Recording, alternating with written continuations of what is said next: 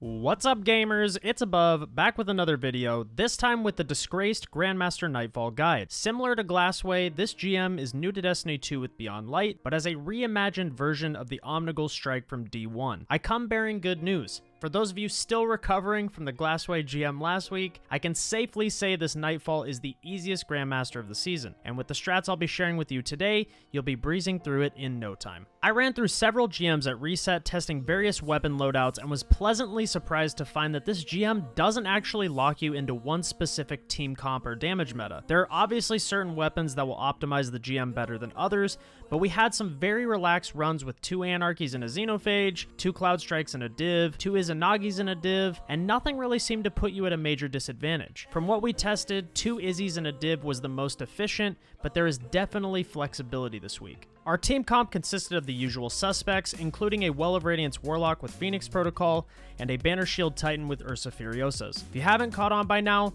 these two are staples in the Grandmaster playlist. The safety and super chaining they provide is just too much to turn down, and it would be tough recommending other subclasses to you in most scenarios. We rounded out our team with a Revenant Hunter for pure ad clear, as this Nightfall has small corridors that pack a ton of ads into tight spaces. This super is S tier in this GM specifically. As for weapon loadouts, I would recommend the 2 Izanagi 1 Divinity strat. There is a portion of this Nightfall where 4 barrier champions spawn up together, and Izzy allowed us to deal with 2 of them immediately while being outside of their aggro range.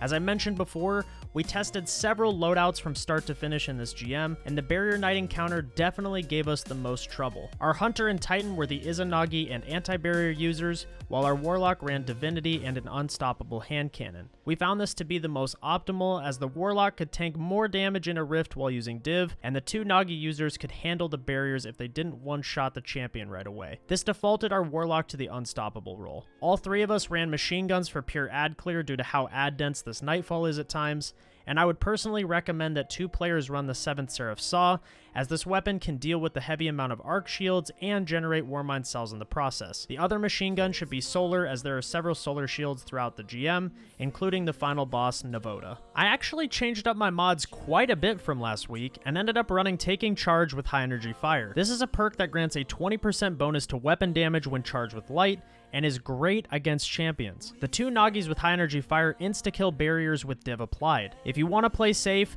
feel free to use Protective Light instead, but given that this is an easier GM compared to others thus far, I went with the mods that would help us clear the fastest. I also ran Global Reach, Rage of the Warmind, and Wrath of Rasputin. Warmind cells are top tier in this Nightfall due to the tightly compact rooms and endless waves of trash mobs. Global Reach allows you to detonate a Warmind cell, causing an explosion that can clear ads very quickly. Rage of the Warmind adds a burning effect to this that does additional damage and counts as solar splash damage kills. This pairs perfectly with Wrath of Rasputin, as solar splash damage kills have a chance to spawn another Warmind cell. So the gameplay loop is get kills with your Ikelos SMG or 7th Seraph Saw, spawn a Warmind cell, blow it up, and clear the room with Global Reach and Rage of the Warmind. And if enough ads die, you have a chance to spawn another Warmind cell immediately after. This is an incredible gameplay loop and a wonderful combo for this GM. I also have the Hunter run Special Finisher and Spoils of War. The one downside of Izzy and Div is the shortage of special ammo, so you'll need to be supplying it for your team throughout the Nightfall. After you've run it enough times, you'll be able to time these finishers in a way that still allows you to super when it's really needed. The first encounter can be hectic if you don't prioritize ads correctly. As you enter, have your Titan wall off the left side of the room to protect you while you focus on the ads to your close right. I recommend having your Stasis Hunter throw a Duskfield grenade to freeze the Vandals as they spawn in, kill them as quickly as possible, then focus on the first barrier champion. Don't get greedy and try to kill both right away, as the Titan wall will only protect you for so long. So focus on clearing the ads to your immediate left to give you some breathing room, and once clear, focus on the next barrier. After you clear enough ads, a wave of Shanks will spawn on your immediate right, followed by a wave of invisible Marauders. We like to have our Titan throw his grenade to activate detonators on the Marauders, as it pretty much insta-kills them. Leaving those alive too long can lead to silly deaths that send you back to orbit, so make sure you prioritize and have someone keep an eye out for when they actually spawn in. Once dead, team shot the Arc Captain and Vandals at the back right of the room. If your Hunter is able to,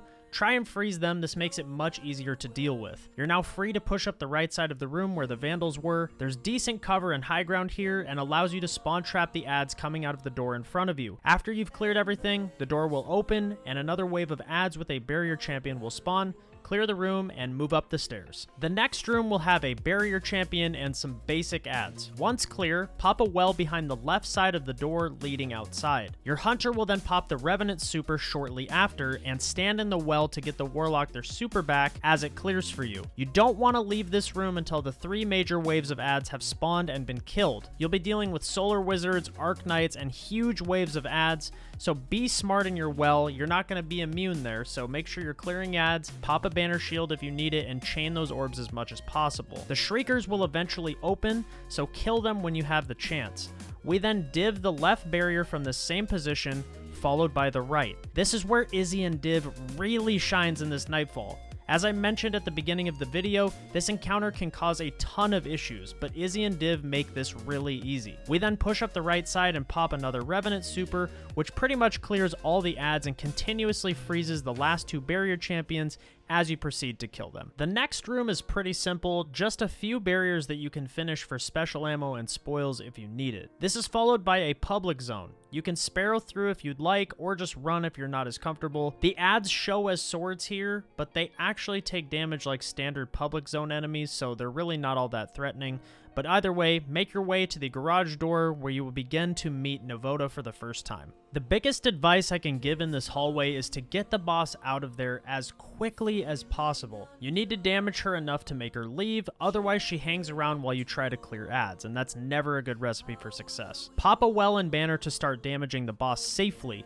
One Izzy and Div should make her leave after just a few shots. Adds will begin rushing you, so pop the Revenant super to clear the mobs of adds and begin freezing the 2 barrier champions. Kill them and make sure you take out the 2 solar wizards behind the pillar on the right, and you should be good to move on. Before heading around the corner, pop your next well slightly behind cover. Clear the Cursed Thrall, then peek the Unstoppable champion together. The Nagis should kill this champion extremely quickly. Follow this up by popping the banner shield and focus on the barrier champion on the rafters above you. Once dead, pop the Revenant super again to clear the top of the hill. There are a bunch of tanky adds up there, so make sure you push up with the super to pop the arc shields and clear everything out. There will be 2 barrier champions around the corner to the left along with some basic adds, so make sure you guys get finishers if you need them, as you will need the ammo in the boss room. This is where Izanagi's isn't the best because ammo can become an issue. We typically haven't had too much of a struggle with it, as our Revenant is able to get finishers throughout the fight, but just make sure you're aware of that. Try and get finishers if you need them, and you guys shouldn't have any problems at all. I want to start off by saying that this boss room is much more manageable than the original Omnigul strike. There's actually a lot of room to move around and split boss aggro, and you control the pace of the fight. As long as you're aware of your positioning as you damage gate Navota,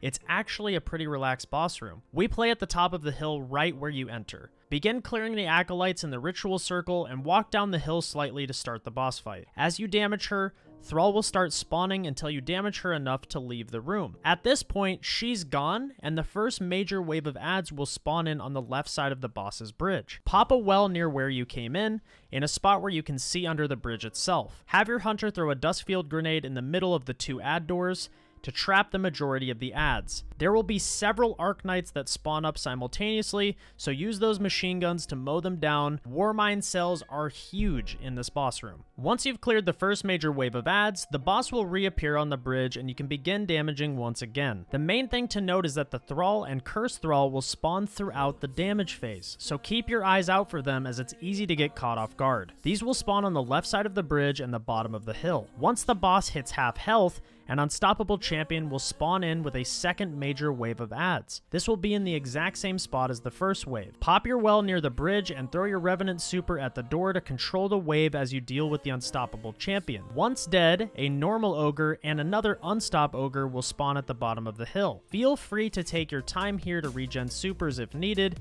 You can stun the unstoppable champion as many times as you like, so if you need ammo, make sure you go down there and finish him before bringing the boss back into the room. The boss will reappear on the bridge again, so damage her until 1/3 of the health bar remains. And be sure to keep an eye out for those sneaky thrall. The boss will move to the bottom of the hill with a big group of ads again, so I like to pop the Revenant super to kill the majority of them as they spawn in. Get div on the boss, do damage, clear ads, continue to keep an eye out for thrall, and eventually you've got a GG. We are now halfway to Conquer. If this guide helped, a like and subscription would be greatly appreciated. I also do GM help several days a week over on my Twitch channel at twitch.tv/above. We helped 15 people through Glassway last week, so if you need help, swing on by and hang out with us. That's it from me. Thanks for watching, and I'll catch you next time. Peace!